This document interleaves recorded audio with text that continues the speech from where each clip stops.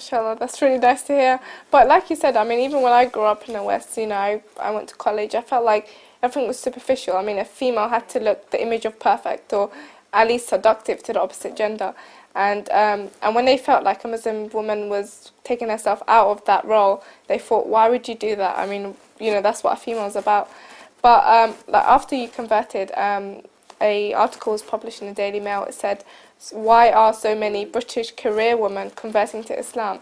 And that article, you know, it got like hundreds of responses, you know, people commenting on the page and people later on discussing it in other forums and TV shows. I saw it being discussed as well. And many people said, you know, these people are British career women, they're successful. Why would they want to convert to Islam and choose to wear the veil? And I think it was an article written by Eve Ahmed, who's the writer. So, you know, what would be your response to that? I mean, I saw those articles and I saw some of the programmes and I thought my first response was brilliant. We're discussing this. Yeah. How interesting. By the way, I think the Daily Mail had had that interview for 2 or 3 years and never printed it until now. Really? Yes, because it was positive. Because I know some of the women interviewed for that and they said, you know, we're all very positive about converting to Islam, but the Daily Mail didn't want that. Well, finally, because news overtook their agenda, or then not their agenda, their natural reticence about this issue, they had to print it. So that just shows that if there isn't a media agenda about women opting out of this I'm a sensual person, I must be wanted by men agenda, then there's certainly a reticence to discuss it. So I really think that what is going on is it's actually seen as an act of rebellion and rejection if you are not the sort of woman who buys into the idea of liberation as being the right to wear as little as possible, as often as possible, in all situations as possible. Yeah. We've really built ourselves, there's a saying in English, you paint yourself into a corner. What started, I think, in the 50s and 60s as women saying, okay, we're entering the workforce here in Britain, let us... And then the glamour that came in with the 60s and 70s, the sexual revolution came in, and everything sort of got a little bit confused about where the family stood in that. And women's relationship with self-respect in a public place and with themselves got very confused. And again, it really does all come down to motherhood. If we're not actually aiming to be pillars of our society, then we have to be aiming for something else. And the other aim that in the West we've really switched to is to be as sexy for as long as possible, as stimulating to men as long as possible, as successful in our jobs as long as possible, and putting our family, our lives and our community second. And it's very hard. I think a lot of women really want to jump back. Yeah. But again, just calling it back isn't right. Jump into the fold of being a better person and more interesting and more able just to speak with this rather than this. Yeah, that's true. I really think they do, but where offers you that? Not our society. Definitely, yeah.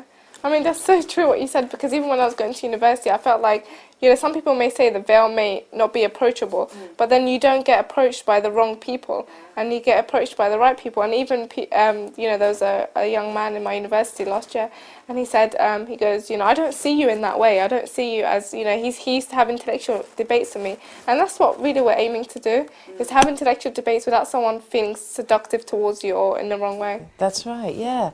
I mean that's a self-confidence. I think my personal journey, well, I didn't know I was on a journey towards Islam first and foremost. I've been working in the Middle East, and my respect for the family structure and for the love and for the peace and calm that the people exuded grew, and my interest in how Muslim women lived grew. And then a few examples kept coming my way. I remember about a year and a half ago meeting a young female engineer at a major British university of Middle Eastern origin, who had been wearing the burqa for a month. And I said, wow, the burqa, what were you wearing before? She said, jeans and t-shirt. Really? I said, you went from jeans and t-shirt into the burqa. She said, yeah. And I said, well, why? Did you get married? And she went, oh, I knew you were going to ask that. Because of course we can't make the decision on our own. And I said, well, forgive me. She said, I'm married, but my husband whilst respecting modesty, definitely didn't ask me. So what happened? She said, in my course, it's highly technical. It's very mathematical. It's very specific.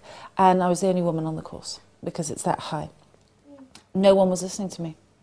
The men were looking at me in a way I didn't like. When I went up to give a presentation, they would either talk, or I noticed that they would ask me questions afterwards that related to who I am. In other words, do you want to come out with me? She said even the lecturer, I felt, was looking at me in a way that disrespected my level of intelligence. She said, now I wear the burqa, everybody sits up and listens. She said, because they're... And she said, and I said, how do you present through a burqa? She said, I have to work really hard. And I like working hard. Now, that's not to say that every woman should wear the burqa and work that hard to make her point, but can we see how male disrespect and our own disrespect for ourselves can make women go, how do I escape? Because there's another kind of prison in Britain right now, which is the prison of spending 40% of your earnings on clothes you don't need, to look away that you shouldn't have to, and spend £50 a month on hair products that you shouldn't need to, and then spend less time on working at your course, at your work, at becoming an intelligent person. That's true. I mean, we've seen the documentaries broadcast on Channel 4 and all those channels about, young females going into surgery, plastic surgery, or, Botox, or I don't know what they are called, but it pushes young females to go into that to try to look the image of perfect when that's not what we should be aiming towards. I think the other thing that's going on that we really should discuss is that it's a question I get asked by Western interviewers is, well, what do you feel about women who are subjugated? Women in small villages through, they say through Islam, who are forced not to drive, in quite big cities as well around the world, not to drive, not to go to work. I would say any woman who is forced into living a way that is not respectful to her, that's not Islam, that's men acting badly towards women. Yeah. That's what I'd say, and they have my support and my unstinting support in their fight for freedom and respect in their societies and in all societies. Yeah. What I needed to find out was that Islam? And just by working in the Muslim world for the last 5 years, I can see it's not. It's amazing, but that's great. But many people, I'm sure many of our audience want to ask you that when you put on the veil, how was that transition? How has that transition been? So, how would you answer that? Well, I spent a couple of years battling with people about wearing a scarf at work, because I said I'm not a Muslim, but I have to show respect when I was working for several TV channels, which I did, and to suddenly then, the first thing is Islam is about humility, and saying I submit to you, Allah, not to anyone else. And so I really had to kind of humble myself from going, I'm actually choosing to wear the scarf when I battled against wearing the scarf for myself as a non-Muslim. And I thought, well, okay, you have to swallow that one. So really there was a humility problem on my part, which I overcame. And then the main question was, I remember I got off the plane coming back from Iran, and this is interesting because a lot of the women on that plane were taking their scarves off and doing their hair. And I suddenly didn't want to take my scarf off. And I thought, what is going on? I'm going to land in Heathrow, people are going to look at me, and I don't know why I'm doing this. Because I felt a change in me that I wanted to be reminded about Islam. And the scarf reminds me of that. So it's really a very personal thing. It reminds me of a path that at that time I didn't know I was on. But I remember seeing a colleague at Press TV, and I thought, oh no, I don't want him to see me in the scarf, and I thought he'd be happy, he'd say, hello sister. But again, it's humility, it's about man's expectations. Colleagues' expectations don't matter. What are you responding to? Are you responding to a higher call? Are you responding to an interest in things that aren't physical? Or are you trying to prove yourself on the basic everyday level? That's true.